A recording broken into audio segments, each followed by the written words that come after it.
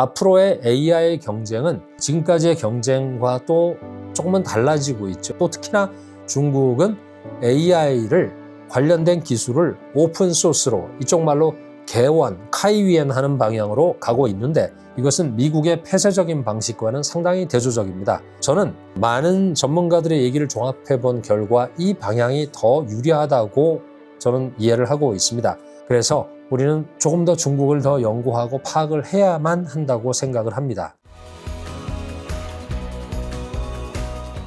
상하이 클래스입니다. 중국은 유물주의를 매우 중시합니다. 좀 생뚱맞습니까? 이걸 유물주의라는 것을 좀 풀어서 설명을 드리면, 생산력이 생산의 관계를 결정을 하고, 그래서 경제의 기초가 상승 구조를 결정을 한다는 이 점을 중국이 매우 중시한다는 겁니다. 결국 생산력이라는 것에 집중을 하기 때문에 이것을 오늘은 제가 AI와 연결해서 말씀드리고자 합니다. AI가 중요한 것은 결국 AI가 최고의 생산력을 가져올 수 있기 때문에 우리의 삶은 물론 글로벌 지형도, 정치 지형조차도 많이 바꿀 수 있기 때문일 것입니다. 그래서 특히 AI가 중국과 미국과의 관계에 미치는 영향을 좀 이야기해 보겠습니다.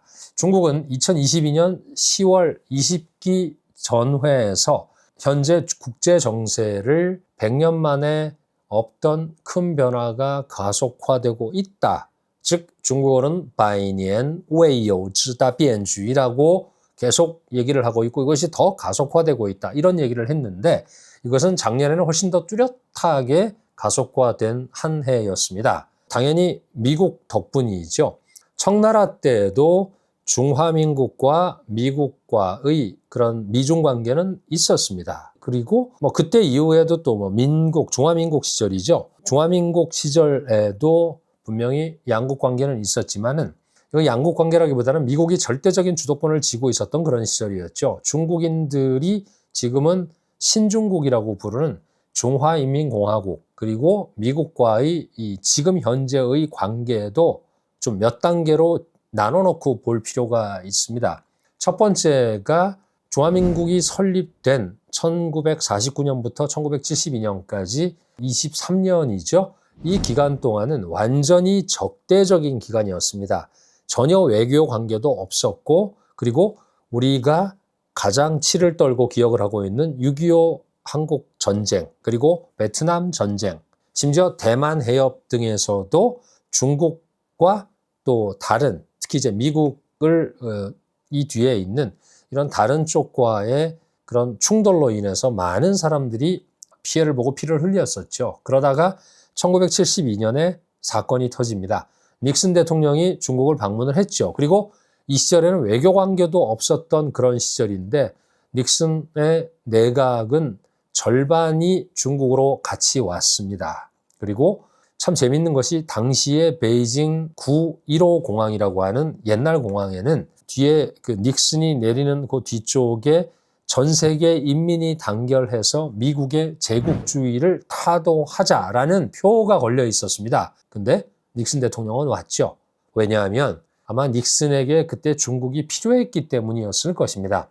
이 닉슨 대통령의 방중의 성과가 나온 것이 바로 상하이 공보라는 데에서 나옵니다. 위치는 제가 자주 지나가고 있는 상하이의 그 마오밍루라고 있는데 아주 옛날 거리입니다. 근데 거기에 진장이라는, 우리말로 하면 금강 호텔이 있는데, 그 옛날에 거기서 이 상하이 공보에 닉슨 대통령이 사인을 합니다. 그리고 이 공보가 나온 이후부터 중미 관계가 초석을 다지게 되었고, 그 뒤에 소련과 미국이 대치를 하는 과정에서 중국은 사실 여러 방면에서 미국을 도와줬다고 볼 수도 있습니다. 아마 미국이 그 당시에 중국이 없었다면 냉전에서 소련을 완전히 승리하기까지는 더 어려웠을 것이고 시간도 더 걸렸을 수 있습니다. 어쨌건 중국과 미국의 그 당시의 관계는 윈윈으로 들어가는 그런 계기를 만들었었죠. 근데 물론 거꾸로 얘기해도 똑같은 얘기입니다. 중미 관계가 개선이 되지 않았다 그러면 우리가 매일 지금 얘기하고 있는 1978년에 중국의 개혁개방, 등소평이라는 이런 임무를 기억하는 개혁개방도 있을 수가 없었을 것입니다. 미국이 반대를 했다면요. 근데 이 개혁개방의 전제 조건은 중미 관계의 화해였었습니다. 또한 컴퓨터나 인터넷으로 대별되는 3차 산업혁명, 즉 정보혁명에서 그것도 미국에서 시작되었는데 만약에 미중 관계가 좋지 않았다 그러면 중국은 이런 기술들을 미국으로부터 도입되거나 또는 유학생을 보낼 수도 없었기 때문에 지금의 중국의 모습은 전혀 없었을 수 있습니다. 그 뒤의 관계는 1972년부터 2017년 12월까지 굳이 따지면은 한 45년 10개월 정도 되는 기간인데 이 기간은 미국과 중국의 경쟁과 협력이 공존하는 그런 시기였습니다. 비록 갈등은 많았지만 경제적인 거래는 계속되고 규모도 점점 더 커졌죠. 그 결과는 중국의 눈부신 성장입니다. 그리고 이 관계의 또 전환점이 된 것이 바로 2017년 12월 달에 12월 18일로 기억을 하는데 트럼프가 첫 번째 임기의 국가안보전략보고서 NSS를 발표를 했는데 여기에 처음으로 중국이 유일한 전략적인 적이라고 정의가 됐죠. 이것으로 인해서 중미 관계는 급격하게 변했습니다. 그리고 그 뒤에 8년, 지금 이제 9년 차로 들어가고 있는데 이 전면적인 경쟁의 시작이 바로 그 문서에서 또 시작이 되었습니다. 이제는 AI 시대로 접어들면서 미중의 관계는 새로운 경쟁의 무대를 갖게 되었는데 그것이 바로 AI 분야라고 볼 수가 있습니다. 특히나 알고리즘의 측면에서 민간 기업들이 큰 역할을 하고 있죠. 중국에서는 딥식이라든가 알리바바의 치엔원이라든가 또 바이두가 만들어내고 있는 쿤룬 칩이라든가 또는 화웨이가 만들어내는 어센드 920, 950까지 지금 얘기되고 있는데 그런 민영 기업들의 엄청나게 활발한 기술 개발들이 일어나고 있습니다. 이런 부분에서 중국은 어느 정도의 경쟁력을 갖추고 있다고 생각을 합니다. 미국이 볼 때는 상당한 경쟁력을 갖추고 있다고 볼 수 있습니다. 하지만 앞으로의 AI 경쟁은 지금까지의 경쟁과 또 조금은 달라지고 있죠. 이제는 뭐라 그럴까요? 단순히 인재의 경쟁이 아니고 천재들의 경쟁일 것으로 보고 있습니다. 작년 6월 달에 미국의 메타는 중국에서 막 졸업한 4명의 그 젊은 졸업생들을 영입을 했는데 엄청난 연봉을 주고 데려간 것으로 알려져 있습니다. 이런 작용에 대해서 반작용으로 중국도 여러 가지 대응이 나오고 있죠. 인재들을 또는 천재들을 뺏기지 않기 위해서 예를 들면 최근에 반도체 기업 모어스레드라든가 B런 이런 회사들이 바로 상장을 하고 있는 그런 모습도 있고 또 하나 AI 기업들 예를 들어서 미니맥스라든가 이런 회사들이 최근에 아주 빠른 속도로 상장을 하고 있죠. 지금은 이제 또 로봇 회사들이 상장을 기다리고 있습니다. 휴머노이드 로봇 회사들이.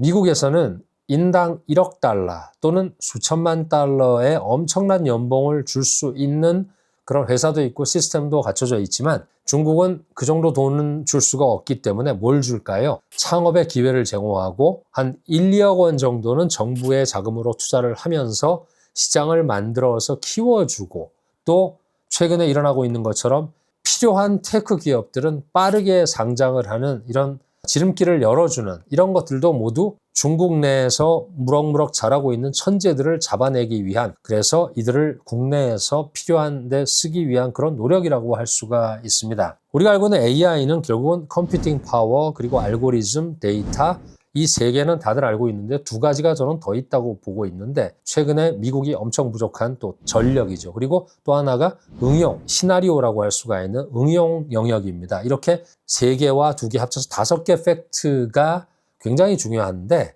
컴퓨팅 파워하고 데이터는 제 생각에는 미국이 월등히 앞서 있습니다. 일부에서는 어떤 분들은 데이터도 중국이 유리하다. 왜?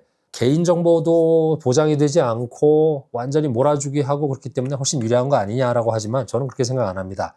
컴퓨팅 파워는 결국 GPU든 NPU든 이런 컴퓨팅 소위 말하는 EUV가 있어야지 만들 수 있는 그런 첨단 칩의 경우는 중국이 아직 한참 모자랄 겁니다. 그런데 데이터도 왜 모자라느냐? 전 세계 모든 정보는 영어로 되어 있는 것이 60, 70%까지 될 겁니다. 중국은 이제 10몇 % 정도밖에 안 되기 때문에 아무리 10몇 억의 중국 사람들이 많은 데이터를 생성을 하려고 해도 결국 양질의 데이터는 미국이 훨씬 유리할 것입니다. 하지만 전력과 또 응용을 할 수 있는 시장은 중국이 훨씬 유리합니다. 전력은 미국보다 2배 이상을 매 해마다 생산을 하고 있고 응용 영역은 아무래도 중국에서는 조금은 더 국가가 밀어주고 있는 것도 있고 시장도 훨씬 더 수용성이 높습니다. 그렇기 때문에 유리하지요. 마지막 남아있는 알고리즘 같은 경우는 큰 차이가 없습니다. 그런데 이런 자기들의 열위, 그죠? 열세와 우세, 그리고 부족한 것을 잘 파악을 하고 있는 중국은 무엇을 할까요? 결국은 첫 번째는 연산 능력을 컴퓨팅 파워 확충을 위해서 최선을 다하고 있습니다. 지금 최대의 단점이기 때문에 새로운 국가 주도 시스템, 신거국 체제라는 것을 활용을 해서 지금도 엄청나게 푸시를 하고 있죠. 옛날에는 주로 정부 부처가 직접 관리를 하고 국영기업하고 국가연구소 중심으로 돌아갔다 그러면 이제는 과학기술 혁신의 주체가 이제 기업입니다. 국영기업이든 민영기업이든 기업을 그 주체로 삼아서 효율성을 더 높이려고 하는 그런 작업들이 시작이 되고 있습니다. 그렇기 때문에 한국에서 아직도 중국을 먼 산 바로 보듯이 하는 사람들이 이제 와서 뭐 정부 주도형 발전 모델의 효율성을 말하고 있긴 하지만 이미 저는 게임의 룰 또는 판이 바뀌고 있는 것입니다. 민영기업 위주로 돌아가고 있기 때문에 예전의 틀을 가지고 끼워 맞추려고 하면은 안 됩니다. 공부를 계속 해야 합니다. 두 번째는 데이터 활용도를 더 늘리려고 할 것입니다. 중국은 미국의 영어 데이터와 비교할 경우 그 양이 너무 적기 때문에 아무래도 이것이 불리한 것을 알고 있습니다. 그래서 그것을 극복하기 위한 여러 가지 노력을 할 것입니다. 그리고 세 번째로는 알고리즘을 알고 있는 천재들을 보호하려고 할 것입니다. 아까 말씀드린 대로 인재가 아니고 천재들이 AI 발전의 핵심 동력이기 때문에 그들을 어떻게든 중국 국내에 잡아두고 활용을 하려고 할 겁니다. 어떻게 결론 날지 모르겠어요. 그런데 예를 들면은 매너스를 인수하려고 있는 메타에 대해서도 중국이 지금 검토를 하고 있는데 이것을 거부할 가능성도 없지 않습니다. 그렇게 되면 또 하나의 케이스가 나오는 거겠죠. 네 번째는 AI 응용 분야를 더 적극적으로 육성을 할 것입니다. 정부에서는 AI 응용 분야에 대한 규제를 더 완화해주고 또 지원 정책을 더 펼치고 기술이 실생활과 실제 경제에 잘 녹아들도록 만들려고 중국 정부는 노력을 하고 있습니다. AI 경쟁에서 중국은 장점, 단점이 다 있습니다. 과거에 중국이 국가 주도로 해서 성공했던 가장 큰 케이스가 양탄일성이라고 하는, 즉 원자폭탄과 수소폭탄, 그래서 양탄이고요. 그리고 일성은 인공위성입니다. 이렇게 양탄일성의 성공 케이스가 있는 것처럼 국가 안보를 매우 중요한 과제로 챙겨서 정부가 해결을 했듯이 지금 현재는 정부의 주도하에서 민영기업들조차 이렇게까지 자원을 총동원 하고 있는 이런 체제에서, 시스템에서 AI 경쟁도 해볼 만하다라고 믿는 사람들이 점점 늘어나고 있습니다. 또 특히나 중국은 AI를 관련된 기술을 오픈소스로, 이쪽 말로 개원, 카이위엔 하는 방향으로 가고 있는데 이것은 미국의 폐쇄적인 방식과는 상당히 대조적입니다. 저는 많은 전문가들의 얘기를 종합해 본 결과 이 방향이 더 유리하다고 저는 이해를 하고 있습니다. 오픈소스로 가야 한다. 중국이 AI 경쟁에서 승리를 한 뒤에, 만약에 승리를 한다면 말씀이죠. 승리를 한 뒤에 이런 오픈소스 기술들을 가지고 뭘 할까요? 결국은 글로벌 사우스 국가들의 발전을 도와주고 이끌어내는 그런 전략적인 그림을 그리고 있습니다. 그래서 우리는 조금 더 중국을 더 연구하고 파악을 해야만 한다고 생각을 합니다. 감사합니다.